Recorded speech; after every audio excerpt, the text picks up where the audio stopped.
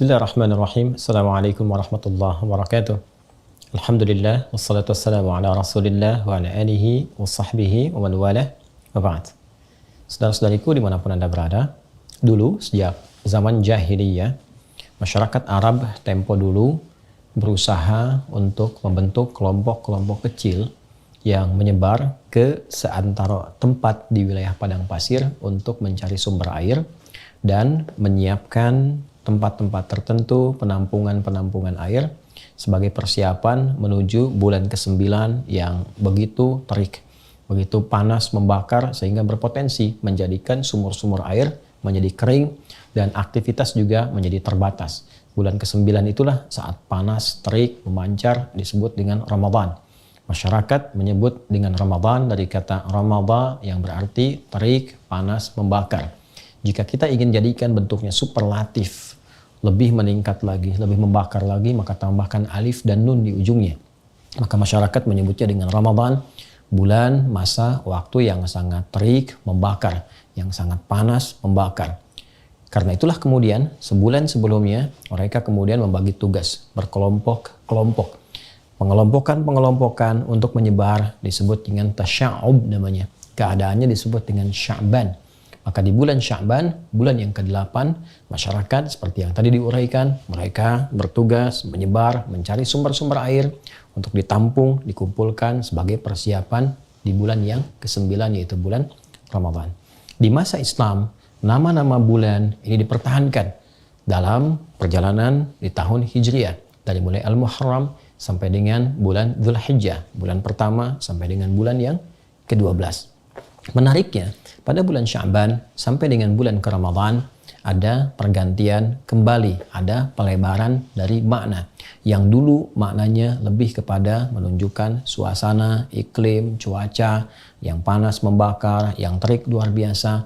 Maka secara metafor makna itu dibawa dalam nilai-nilai syariat, dalam nilai pendidikan spiritual. Orang-orang yang saat Ramadan mau meningkatkan amalnya, membangun ketaatan, meninggalkan maksiat, bertobat dia kepada Allah, maka Ramadan akan memberikan panas, terik, membakar dosa-dosanya, menggugurkan kesalahan-kesalahannya, mendekatkan diri kepada Allah Subhanahu wa Ta'ala dengan taqarrub yang sangat indah sehingga berpeluang diterima amal, diberikan kemuliaan, dan mungkin juga bisa berpotensi wafat dalam keadaan husnul khatimah dan kembali menjadi hamba yang saleh.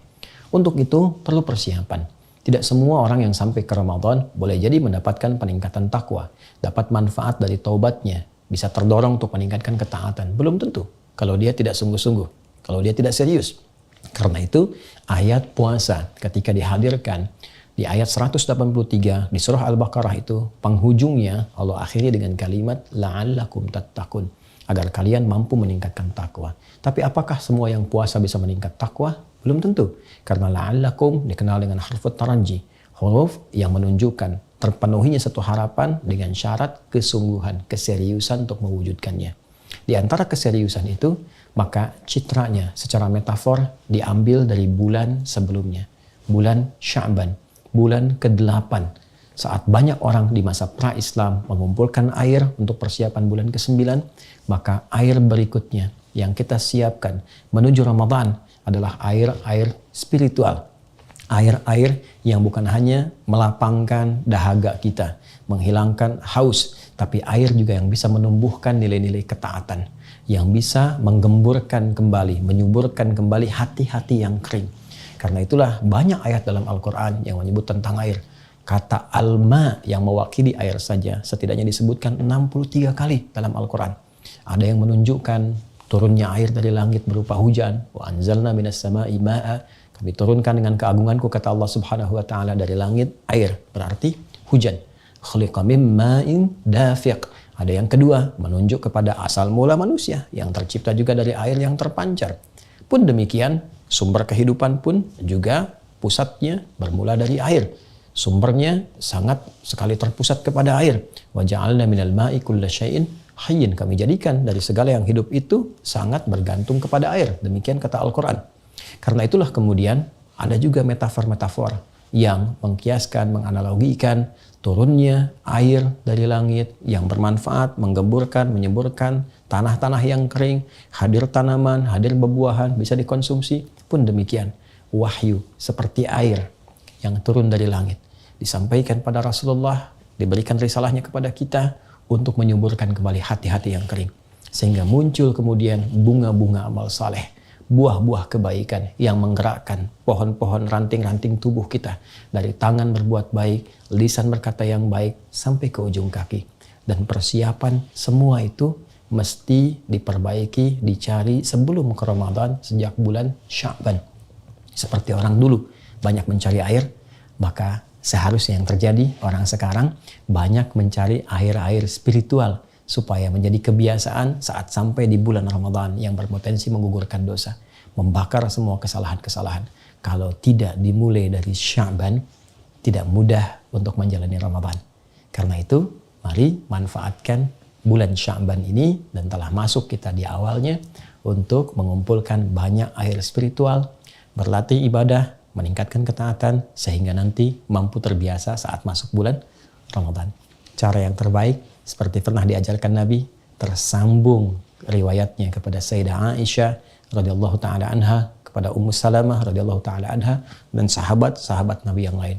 Mereka mengatakan seperti dikutip oleh Imam Ahmad, Imam Abu Daud, Imam An-Nasai dalam kitab-kitab mereka, bahwa sejak Sya'ban Nabi seringkali terlihat, disaksikan banyak menunaikan ibadah siam.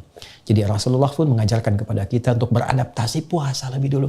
Tingkatkan amal soleh, cari air spiritual sejak bulan Sya'ban. Sehingga ketika terkumpul semua bekal-bekal spiritual itu, siap kita manfaatkan di bulan Ramadan. Siap digunakan untuk bulan Ramadan. Nabi SAW bahkan pernah disebutkan menunaikan puasa di Sya'ban seutuhnya, sepenuhnya, full. Ada juga yang menafsirkan, kadang Nabi buka, kadang puasa. Ini menunjukkan kesan memperbanyak latihan, memperbanyak mendekat, dan semoga dengan itu mengantarkan kesiapan pada bulan Ramadan untuk membangun ketaatan, mendekat kepada Allah, dan membakar semua dosa-dosa dan kesalahan yang pernah diperbuat. Alhamdulillah, kita telah sampai di bulan Sya'ban.